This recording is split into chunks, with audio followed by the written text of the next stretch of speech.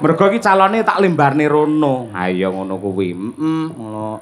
Piyayi le tata kramane jangkep ora kaya Pak Wakil Bupati. Ha iya. Piyayine ganteng, resik, putih, padha karo Pak Lurah putihe. Yen Pak Lurah Wengkal sing putih atine anggene ngayomi warga masyarakat desa Wengkal. Ngono kuwi. Ya nggih. Ya Mak ya. Yo nggih pemanasan meneh. Ya sapa sing nembang? Yo Nduk Ken nggih tamba kangen Nduk. Ayo. Coba jumenenga cublak-cublak suweng Niken Salindri dari Kota Tahu Kediri. Ya. Ya toh berpacu dalam melodi yuk.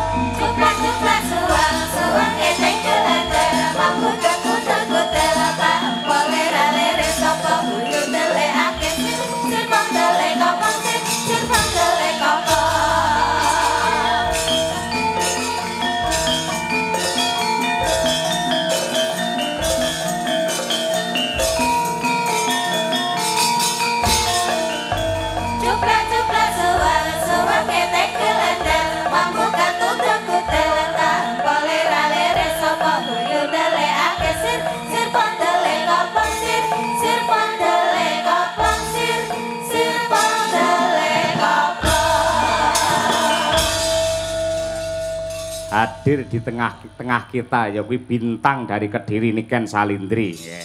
Sik saurunge nembang tak takoni, sampean sing ngejawab sapa? Pak Sis. Kang Sis yoan. Dadi sing mbayari ya Kang Sis bakale. Pak Sis. Lah Pak Lurah modale apa berarti iki? Izin, Pak. Napa? Izin. Izin piye? Izin untuk Keramaian. iya. Oh, ngono kuwi. Aku Kang Sis, sampean Kang Sis, ya toh. Mama Lucy. Mama Lucy ya Kang Sis padha ae. Sampe nak suara men to, Mbah. Mbah Sis niku mbah kula lho. Mbah Sis, heeh. Nggih. Mbah Sis Wantara. Berarti sing nimbali jenengan Mbah Sis. Mbah Sis. Kula nggih Mbah Sis. Heeh. Mama Lucy nggih Mbah Sis. Heeh, terus? Berarti Pak Lurah lek ra nyangoni ya kebacut, Pak. Mbok menawa diwakili karo Pak Wakil Bupati iki mau nyangoni ya beda, Pak. Oh, beda. Iya, beda. Pak Lurah ndi to mau? Ngelem aku wayu tapi ra disangoni.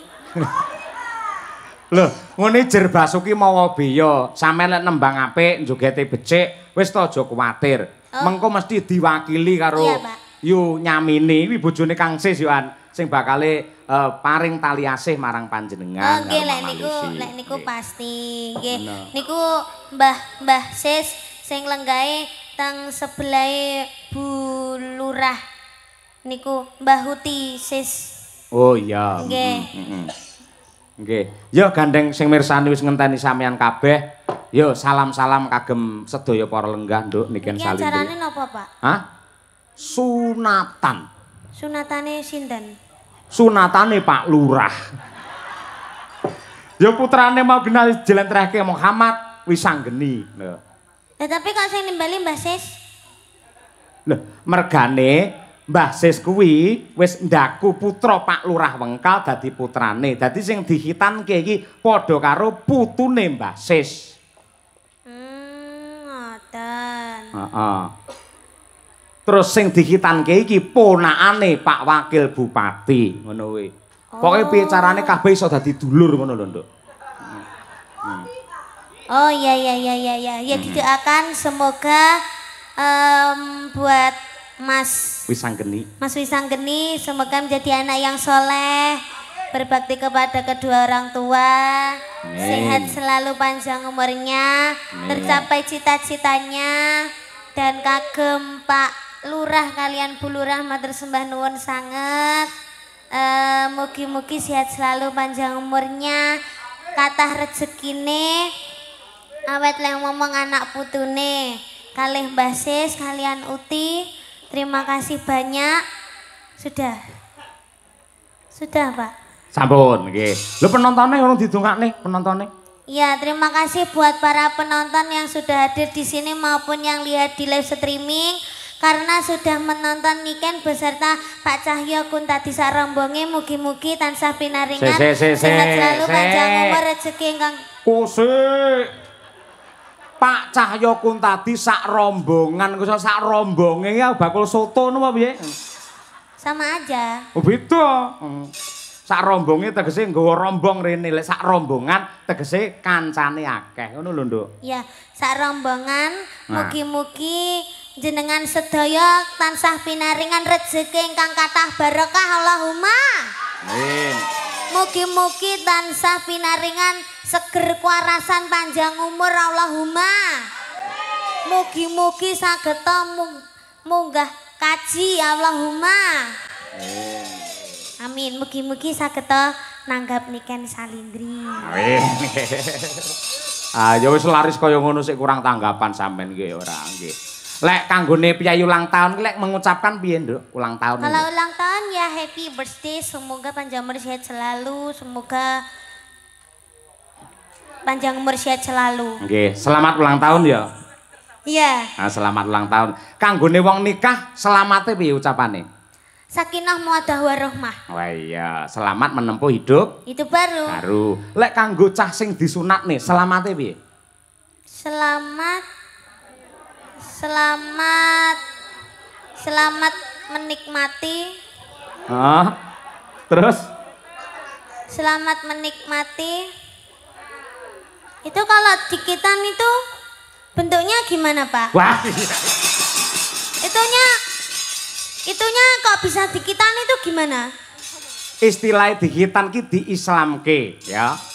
Nuwun sewu, nggen alat vital. Nuwun sewu kuwi kudu ngerti mergo iki agama, Nduk. Nggen pepucuke alat vital kae, kuwi iki janjane reget, itu adalah najis. Ketika tidak dihitan, tidak dipotong, itu akan menjadikan sumber penyakit dan kalau beribadah kanggone wong Islam, salat ora bisa sah mergo sik enek najise. Mula padha karo Mas Wisanggeni iki diislamke karo Pak Lurah. Mula dihitan. Oh. Berarti kalau sunat itu harus orang Islam aja. Loh, ora mung Islam, malah mbiyen ki ning Eropa, para putri, para wanita Eropa nate demo.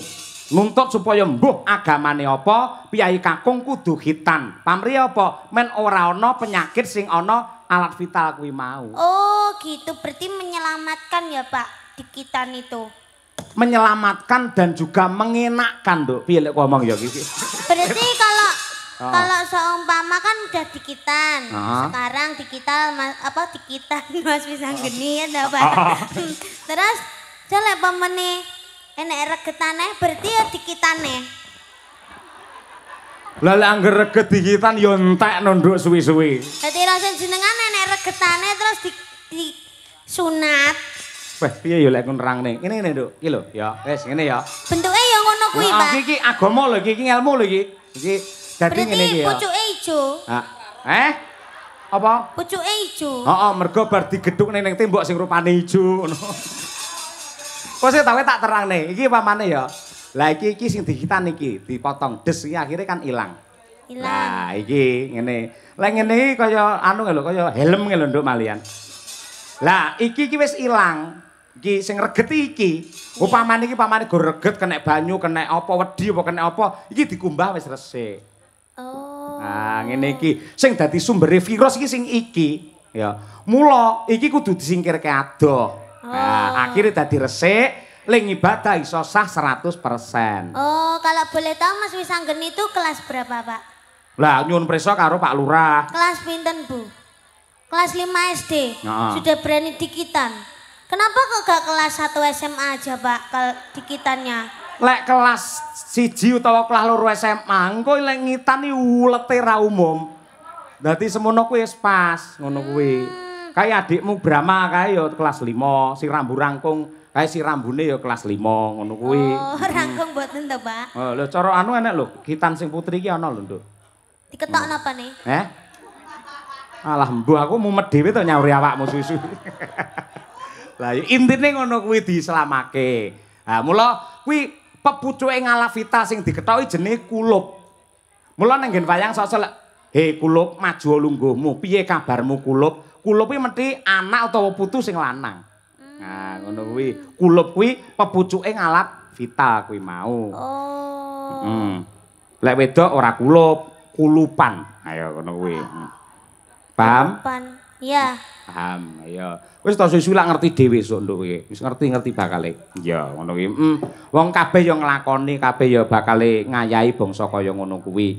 Lah saiki minangka tandha tresna, ayo. Aku tak nyuwun iki kadang-kadangmu dulur-dulur fan beratmu mau wis meling ya kuwi saka Sanidi ya, Nduk ya. Nggih. Nah, Sanidi diwakili karo Mbak Tutut kuwi ngersakake pangkur Semarangan Niken Salindri. Ya, kaya ngono kuwi. Piye siap? Siap, Pak. Oke, luar biasa. Ya, coba diaturake. Ya. Sampe nyuwun pangkur Semarangan to, Mbak? Heeh. Kayak ruruh wae. Mula lek urung roh iki dudono lho, iki lho pangkur Semarangan. Wong duwe penggemar malah diseneni Niken ora. Aku lek karo penggemarku iki basa malah kok seneni ora. Lah Mbak Tutut iki kalih kula wis pun Wis plek ya? nggih. Ah iya, aku kalih Bukesi wis plek-plek. Ayo ngono kuwi. Ayo, angger mencolot mudune plek-plek ngono kuwi ayo. Nano. Ya, Nduk, Cahayu Niken. Nah. Iki ndamel mingkar-minggur, Pak. Non? Ndamel mingkar-minggur. Manut jenengan. Mingkar-minggur. Sing los sing pundi? Mingkar-minggurin mawon nggih, Pak. Iya, mingkar-mingkur. Nah, nggih. Oh. Mingkar-mingkuring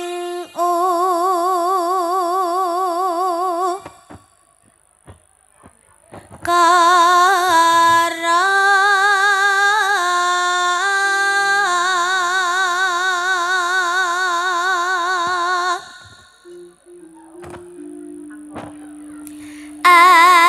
akarana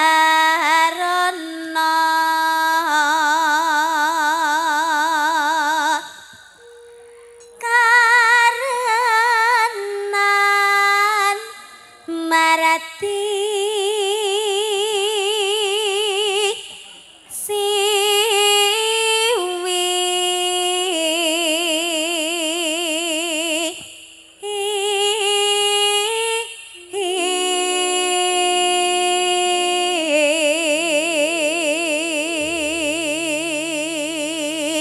Bot-bote pengen nonton Niken Salindri lho. Aku mak teratap iso ting curunguk sirah tok ning kono to.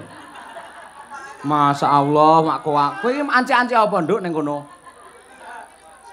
Kursi. hati-hati lho ya. Hati-hati, ayo. Sing sebelah cah cilik lanang wis sunat apa urung? Urung. Oh iya, heeh. Hati-hati ya, nek nganti kecepet disunati ning kono kowe engko. Ayo.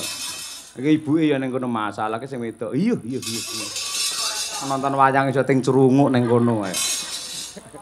Yo, iki nggen gawat ki, Nduk, tarik napas konsentrasi penuh, nada tinggi. Niken Salindri. Yo.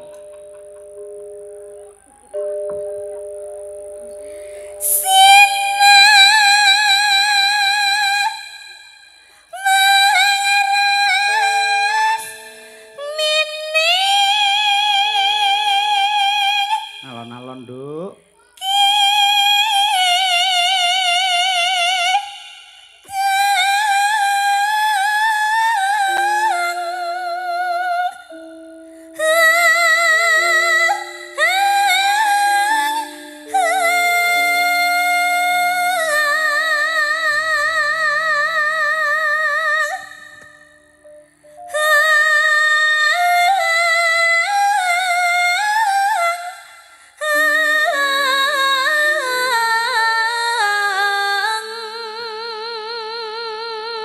Wah.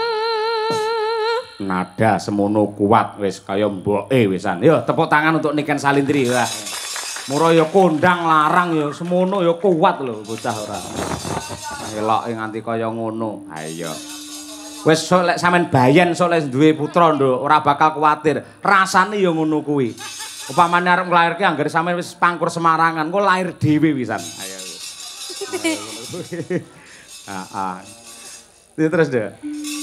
Sinopa sinu karata mereka tarata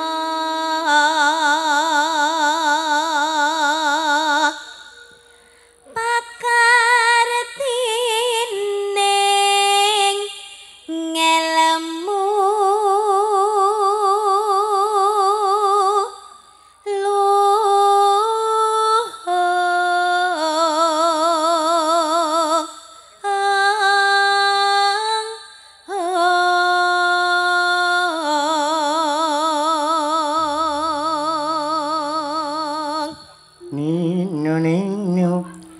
kang tumrap ning tanah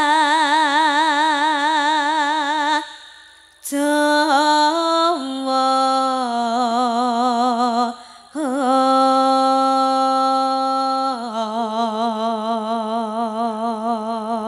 Nano agama ageming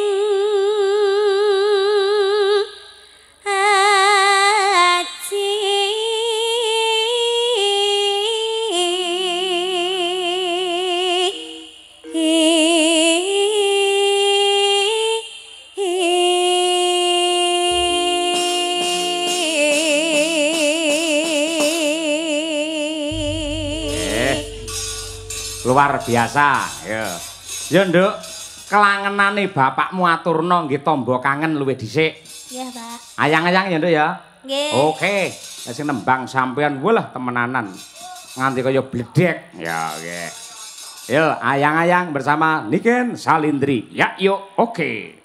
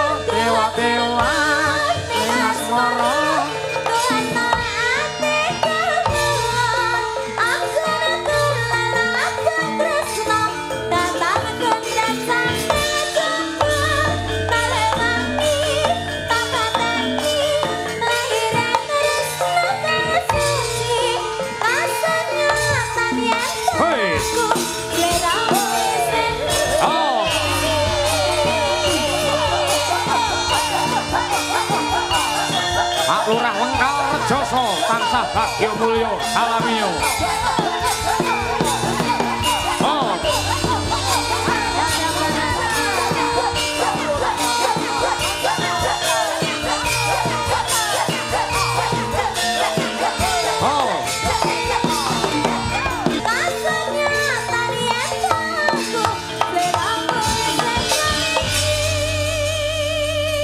Luar biasa, tepuk tangan untuk Niken Salindri para penonton. Wah, ya. Horeg tenan. Yen gen sound system kaya sound horeg, yen sinden horeg ya Niken Salindri iki. Luar biasa elok temenanan. Sik Nduk gentenan, ayo. Nggih. Nggih pemanasan mengko tampil meneh. Oke. Nanti gara-gara to? Nggih, Pak. Oke, jos. Tak totone wektune yen ngono. Ya. Mbak Lucy Brahman. Ayo iki. Iki untuk bintang tamu loro gedhi-gedhi kabeh.